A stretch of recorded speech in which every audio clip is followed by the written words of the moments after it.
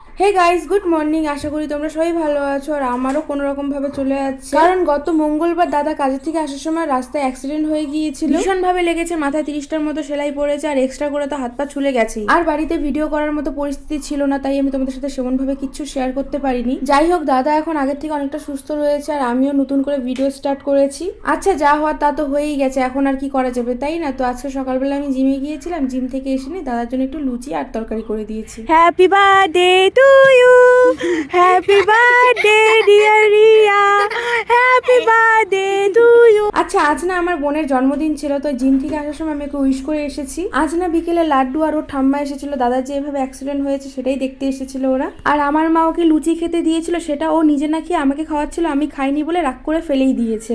এরপর রাতে বড় মামি ফোন করেছিল মামা বাড়ি যাওয়ার জন্য। ওই যে আমি বললাম না আজ আমার বোনের বার্থডে, ওরই বার্থডে করা হবে, তাই বড় মামি ডাকছিল ফোন করে। যেমন বড় করে করা হয়নি, ফ্যামিলির লোকজন ছিলাম আমরাই, আর কেউ না। বাড়ি থেকে আমি আর বদ্দাই গিয়েছিলাম, আর কেউ আসেনি। যদি বা দাদা আসতো, কিন্তু দাদার তো এখন আর আসার মতো অবস্থা নেই। যাই হোক, আমি আর বদ্দা যেতে যেতে অলমোস্ট কেক কাটা হয়েই যাচ্ছিল। আর আজ রাতে ডিনারটা আমি মামা বাড়িতেই করেছি, আর সত্যি বলতে মামি এত সুন্দর চিকেনটা করেছিল না, এখনো মুখে লেগে আছে।